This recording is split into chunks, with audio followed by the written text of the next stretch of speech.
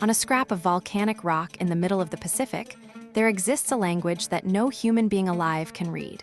It is not lost to time in the way ancient Egyptian was lost, waiting patiently for a Rosetta Stone. It is lost completely.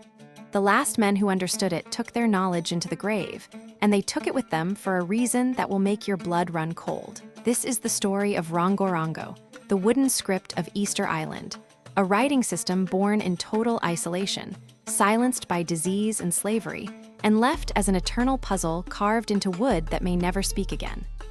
Rapa Nui, what we call Easter Island, is one of the most isolated inhabited places on Earth. It sits over 2,000 miles from the nearest continent, a speck of volcanic stone surrounded by empty ocean in every direction. For centuries, the Rapa Nui people built a civilization here unlike any other, cut off from outside contact, developing their own religion, their own architecture, and most astonishingly, their own system of writing. The moai statues are what the world remembers. Hundreds of towering stone figures, carved from volcanic rock, staring out toward the sea. But hidden away in huts and caves, away from the eyes of the earliest European visitors, was something far stranger than stone giants.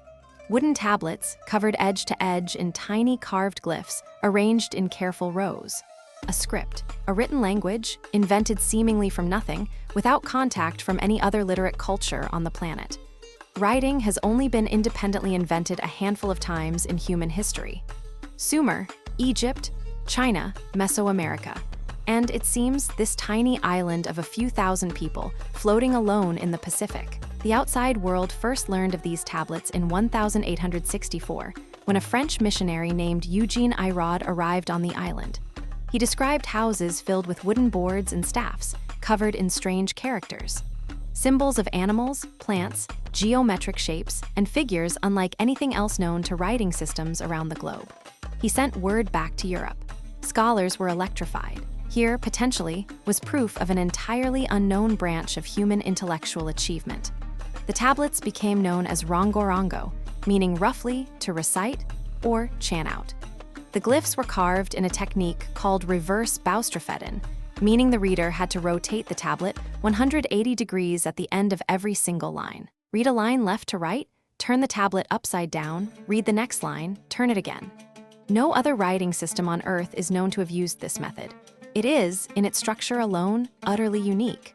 Roughly 24 tablets survive today, scattered in museums and private collections across the world. Some are broken canoe paddles. One is even carved into a chieftain's ceremonial staff. Each one is a fragment of a vanished library, and every one of them remains, to this day, unread. Here is the tragedy at the heart of this mystery. When Iraud arrived, he was told that only a small number of people, the island's priestly and chiefly class, actually knew how to read the tablets. Knowledge like this was often restricted, sacred, passed down through careful oral instruction alongside the physical glyphs. Then, in 1862, just 2 years before Iraud's discovery, Peruvian slave raiders descended on Rapa Nui. They kidnapped over 1,000 islanders, roughly half the population, and forced them into slavery in Peru, mining guano on offshore islands under brutal conditions. Among those taken were the island's chiefs, its priests, and its Rongorongo experts. Almost none of them returned.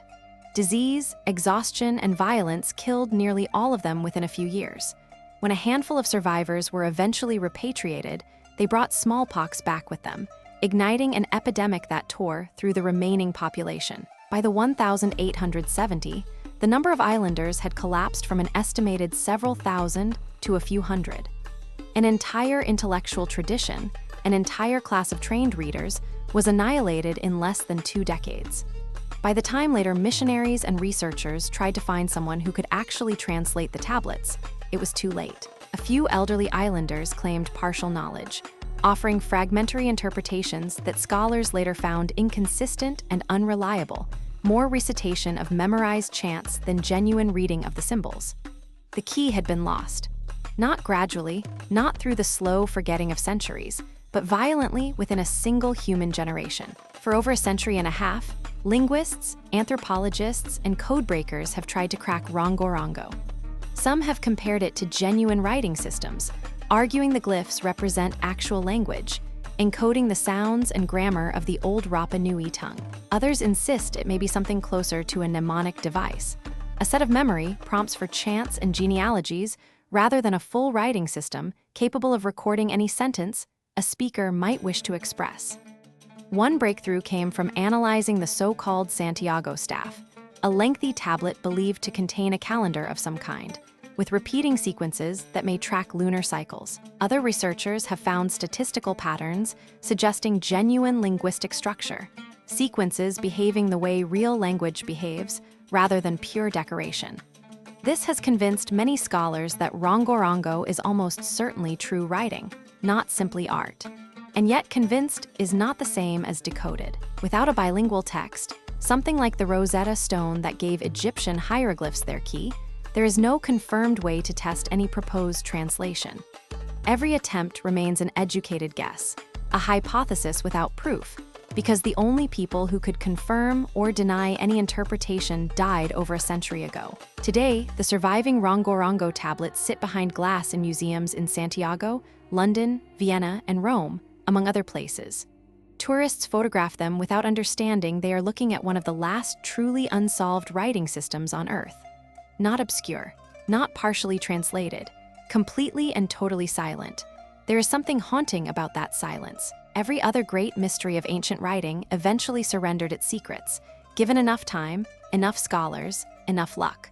Rongorongo may never surrender. Its last true readers vanished into slavery and plague, and with them went the only living bridge between those carved symbols and human meaning. What remains are wooden echoes of a voice we can no longer hear. If this story fascinated you, there is a book that goes far deeper into every theory, every tablet, and every failed attempt at translation. It's called Rongorongo, the Easter Island Script, History, Traditions, Texts by Stephen Roger Fischer, and it remains the most complete scholarly study of this script ever written. If you want to dive deeper, the link is in the description below. Before you go, make sure to subscribe for more forgotten history, the world nearly erased, and drop a comment below telling us what mystery you want us to uncover next.